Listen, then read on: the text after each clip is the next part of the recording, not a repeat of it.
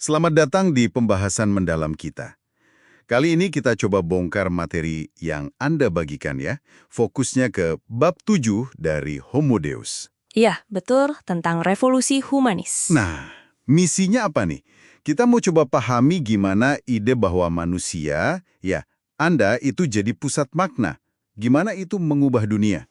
Dan tantangan besarnya sekarang kan justru dari teknologi ciptaannya sendiri. Intinya kan humanisme bilang gini, bukan lagi dewa atau hukum alam, tapi pengalaman dan perasaan Anda itu loh yang jadi sumber otoritas tertinggi. Betul. Kedengarannya simple, tapi ini benar-benar radikal waktu itu. Radikal banget ya. Oke, terus dampaknya gimana tuh? Dampaknya terasa di mana-mana.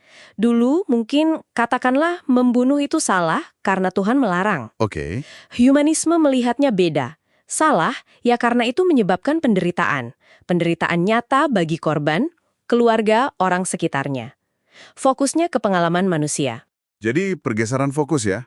Dari perintah ilahi ke dampak nyata ke sesama manusia. Persis. Dan ini nggak cuma di etika.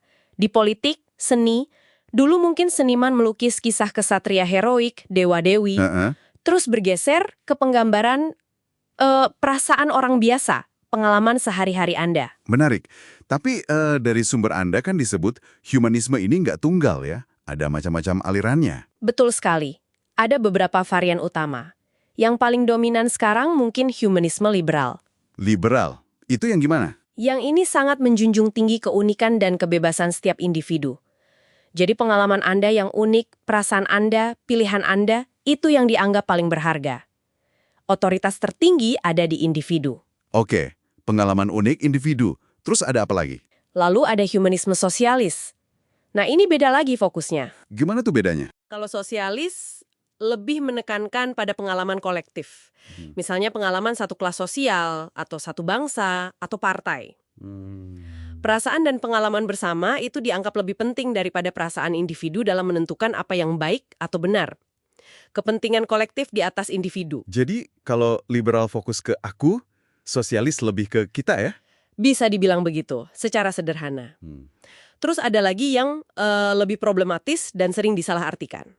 Humanisme evolusioner. Nah, ini nih. Kedengarannya agak gimana gitu? Contohnya gimana?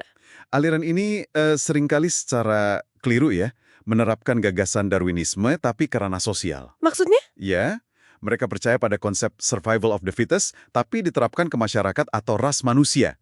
Contoh paling ekstrim dan mengerikan ya, tentu saja, ideologi Nazi. Wah, mereka percaya ada ras atau pengalaman manusia tertentu yang lebih unggul dari yang lain. Bahkan melihat konflik, perang sebagai semacam mekanisme seleksi alam untuk menyempurnakan umat manusia. Ini penyimpangan yang bahaya banget dari ide evolusi biologis. Jadi, ini bukan soal biologi murni, tapi interpretasi sosial yang berbahaya ya. Gila juga ya, perbedaan pandangan antar humanisme ini bisa sampai memicu... Konflik dahsyat sepanjang abad ke-20, Perang Dunia I, Perang Dunia II, Perang Dingin, itu kalau kita lihat akarnya banyak didorong oleh pertarungan antara visi-visi humanis yang berbeda ini. Liberalisme lawan fasisme, lawan komunisme. Dan kayaknya liberalisme yang keluar sebagai pemenang sementara ya, setelah Perang Dingin selesai. Tampaknya begitu. Demokrasi liberal, pasar bebas, hak asasi individu jadi dominan. Tapi, nah, justru di sini ceritanya jadi makin menarik dan agak ironis. Kenapa tuh? Tantangan terbesar buat humanisme liberal sekarang itu datangnya bukan dari ideologi saingan kayak dulu. Tapi dari... Justru dari sains dan teknologi modern, terutama ya biologi dan ilmu komputer, yang notabene didorong oleh semangat humanis juga untuk memahami dunia. Loh, kok bisa? Gimana caranya sains menantang ide inti humanisme? Nah ini dia, sains modern mulai menggoyahkan pilar utama humanisme liberal, yaitu soal kehendak bebas atau free will. Kehendak bebas. Maksudnya kemampuan kita memilih secara sadar, gitu. Iya, ada penelitian, misalnya pakai pemindai otak, yang menunjukkan bahwa keputusan Anda itu polanya bisa terdeteksi oleh mesin sebelum Anda sendiri merasa sadar telah membuat pilihan itu. Tunggu. Jadi otak saya udah mutusin duluan sebelum saya merasa memutuskan. Ada indikasi kuat ke arah sana. Ini memunculkan pertanyaan besar. Apakah kehendak bebas itu memang nyata? Atau jangan-jangan cuma Ya, semacam cerita atau interpretasi yang kita buat setelah proses biokimia di otak terjadi, prosesnya bisa jadi deterministik atau bahkan acak. Wah, ini ini lumayan meresahkan ya. Kalau pilihan sadar saya ternyata cuma ilusi biokimia, terus apa artinya jadi individu? Nah, itu pertanyaan fundamentalnya. Dan nggak berhenti di situ. Konsep diri yang tunggal, utuh, dan otentik yang jadi inti individualisme liberal, itu juga mulai dipertanyakan oleh sains. Diri yang tunggal, maksudnya gimana lagi nih?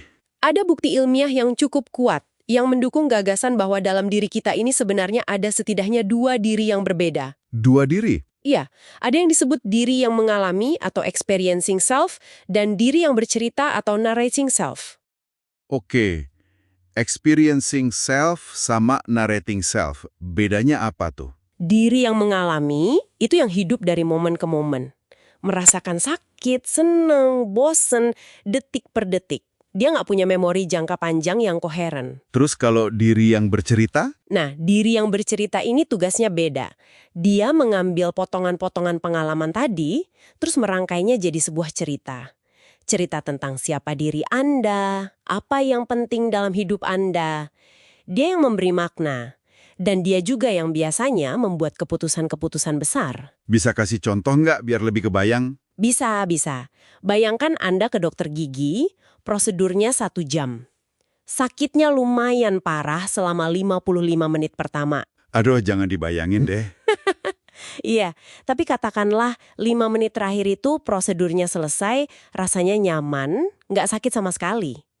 Nah, diri yang mengalami Anda itu menderita selama hampir 1 jam penuh kan? Iya jelas. Tapi, beberapa waktu kemudian, kalau ditanya gimana pengalaman ke dokter gigi itu, diri yang bercerita Anda mungkin akan bilang, nggak terlalu buruk kok. Kenapa? Karena dia lebih fokus pada puncak rasa sakitnya dan bagaimana akhir pengalamannya. Durasi penderitaan seringkali diabaikan oleh si diri yang bercerita. Wow. Jadi memori kita tentang suatu kejadian itu lebih dipengaruhi oleh puncak dan akhirnya ya, bukan total rasanya. Betul. Dan keputusan Anda untuk mau balik lagi ke dokter gigi itu atau enggak, kemungkinan besar dipengaruhi oleh cerita yang dibuat diri yang bercerita ini, bukan oleh akumulasi rasa sakit yang dirasakan diri yang mengalami. Gila. Ini implikasinya gede banget ya. Jadi keputusan-keputusan besar dalam hidup Anda mungkin lebih didorong oleh narasi yang Anda bangun tentang diri Anda, bukan sekedar penjumlahan semua momen bahagia atau sedih. Tepat sekali, ini mengubah cara kita memandang banyak hal. Kebahagiaan, penyesalan, bahkan kebijakan publik. Oke, terus hubungannya sama algoritma apa nih? Kan tadi katanya tantangannya dari sana. Nah, disinilah algoritma masuk ke dalam gambar. Jika algoritma komputer di masa depan, dengan data biometrik, data perilaku, data sosial Anda, bisa memahami proses biokimia di balik perasaan Anda, bisa mengenali pola diri yang mengalami dan diri yang bercerita Anda, bahkan mungkin lebih baik daripada Anda memahami diri sendiri.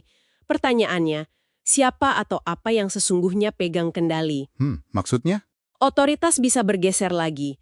Dulu kan pergeserannya dari otoritas eksternal, Tuhan, Raja, ke otoritas internal, perasaan dan pengalaman Anda. Itu revolusi humanis. Iya. Sekarang, mungkinkah terjadi pergeseran lagi dari otoritas internal manusia ke otoritas eksternal lagi, tapi kali ini bentuknya algoritma jaringan. Algoritma yang mengenal Anda luar dalam. Waduh, itu pertanyaan kuncinya ya. Kalau algoritma nggak cuma bisa memprediksi, tapi mungkin juga bisa memanipulasi atau membentuk apa yang Anda inginkan berdasarkan data biometrik dan pola perilaku Anda tadi. Nah, persis. Jika algoritma bisa meretas manusia sampai ke tingkat biologis dan naratif, Terus gimana nasib ide-ide inti humanisme? maka konsep-konsep dasar yang kita pegang sekarang, seperti kehendak bebas individu, demokrasi yang berasumsi pemilih tahu apa yang terbaik bagi dirinya, pasar bebas yang berasumsi konsumen tahu apa yang dia inginkan, semua itu jadi sangat rapuh. Bisa jadi usang gitu ya? Bisa jadi usang, seperti pisau batu di zaman digital ini. Kehilangan relevansinya karena premis dasarnya digugat oleh penemuan baru. Oke, jadi kalau dirangkum nih, kita udah lihat gimana humanisme dengan fokus pada pengalaman Anda itu berhasil mendominasi cara pandang dunia selama berabad-abad. Tapi sekarang, ironisnya, Dia menghadapi tantangan fundamental justru dari kemajuan sains dan teknologi. Yang ironisnya lagi, sains dan teknologi itu sendiri lahir dari semangat humanis untuk memahami dunia dan meningkatkan kesejahteraan manusia. Jadi kayak senjata makan tuan gitu ya. Benar banget. Kompleks ya ternyata. Iya. Dan sebagai penutup mungkin ya, ini ada satu pemikiran buat Anda bawa pulang, buat direnungkan. Apa tuh? Jika di masa depan nanti, algoritma itu beneran bisa meretas manusia, dalam arti memahami dan bahkan mungkin membentuk apa yang Anda rasakan, inginkan, dan percayai. Lebih baik dari Anda sendiri? Ya. Apa artinya menjadi individu atau manusia pada saat itu? Di mana lagi letak keunikan, kebebasan, dan otoritas Anda sebagai manusia? Pertanyaan yang berat tapi penting banget buat dipikirin. Terima kasih banyak nih atas diskusinya. Sama-sama.